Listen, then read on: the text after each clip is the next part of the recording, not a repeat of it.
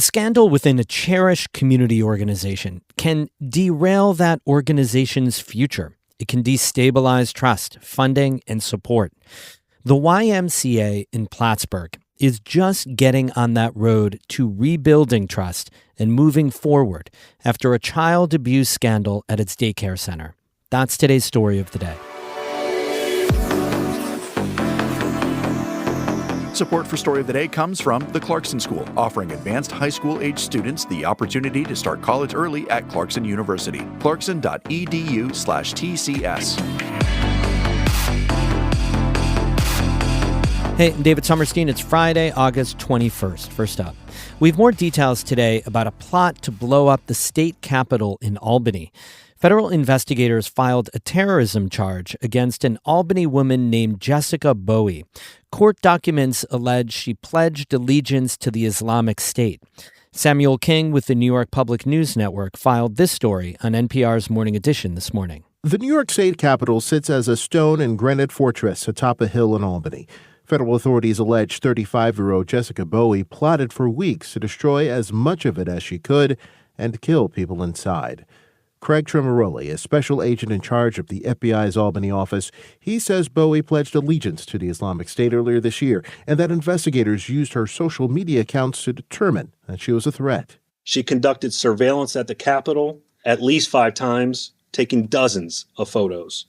She requested a gun she intended to use on any law enforcement officer who tried to stop her. Authorities say Bowie is a U.S. citizen and was taken into custody on Wednesday after meeting with informants who she thought were helping her carry out her plans. She's been charged with attempting to provide material support for a designated terrorist organization. According to the criminal complaint, in early August, undercover FBI informants met with Bowie in a car, told her what material she would need to make a bomb, drove her to a local Home Depot, and gave her $200 to purchase the materials. At the meeting this week, the informants handed her a fake device, along with a gun she had given them money to purchase. Once she had them in her hands, she was arrested. Former U.S. Attorney John Fishwick says this type of sting operation is a common law enforcement tactic. They're building the case, and they want to make sure that she doesn't do something that they don't know about. So they're never going to let somebody like this, once they've got their eyes on them, go forward with their terrorism. New York Governor Kathy Hochul was not at the Capitol this week, and the state legislative session ended in early June. Hochul said the state elevated security at the Capitol earlier this year in the face of rising political threats. Because law enforcement intercepted this alleged plot early, there was never any active danger to our state capitol. And right now, there are no specific credible threats against the Capitol. A judge ordered Bowie detained pending trial. She is being represented by a federal public defender who declined to comment on the case. For NPR News, I'm Samuel King in Albany. That story first aired this morning on NPR's Morning Edition. A new poll released this week has Republican Anthony Constantino leading Democrat Blake Gendebien by double digits in the race to represent New York's 21st congressional district. JL Partners surveyed 500 likely voters over the weekend. Constantino had a 10-point lead when voters were asked to choose between him and Gendebien. When undecided voters were pushed on who they'd pick, Constantino's lead expanded to 13 points. This poll follows another conducted by Survey USA earlier this month. It showed Gendebien with a 4-point lead over Constantino among likely voters. 5% said they'd vote for independent candidate Christopher Schmidt. Democrats face an uphill battle in this district. There are over 81,000 more registered Republicans than Democrats. The Cook Political Report rates NY21 as solidly Republican. The midterm elections are less than 3 months away. Governor Kathy Hochul celebrated the opening of a huge new $650 million dairy processing facility near Rochester yesterday. The Democrats said Coca-Cola's new hub for its Fairlife line of dairy products will take in 5 to 6 million pounds of milk every day. 5 to 6 million pounds of milk every day. That's hard to comprehend. Think about what it takes to get the milk out of a single cow. 5 to 6, was that a typo? 5 to 6 million pounds? It's real. And so we're excited about this. New York supported the construction of the facility with more than $80 million in state funding. Other dairy plants in upstate New York, including here in the North Country, have closed over the years, meaning farmers have had to pay more to truck their milk further away. Dairy farmers are also struggling with costs due to President Trump's trade dispute with Canada and the war in Iran. Yesterday's ribbon cutting was held a day after Hochul announced more than $12 million in state funding to support infrastructure projects that benefit dairy farmers.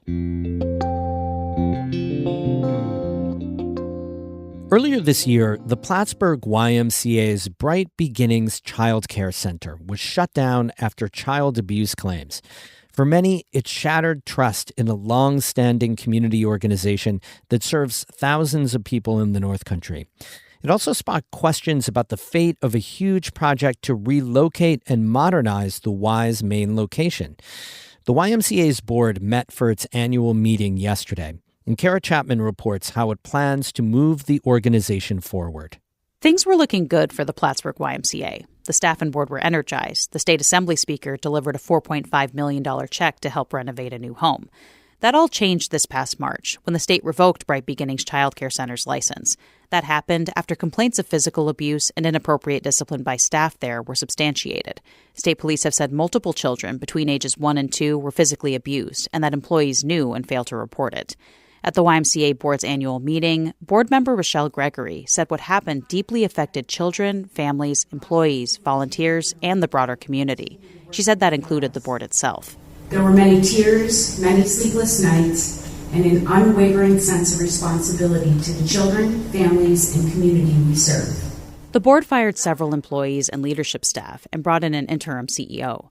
Parents of one of the children filed a lawsuit seeking damages. 3 former employees were arrested on criminal charges, including multiple counts of child endangerment and failure to report child abuse.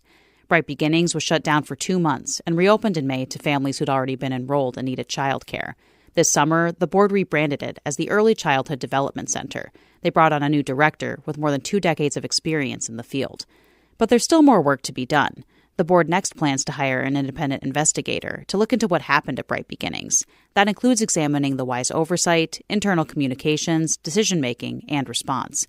Board Chair Molly Ryan said the board has received quotes and hopes the investigation will start as soon as possible. We must be willing to accept those findings, act on them, and follow best practices moving forward.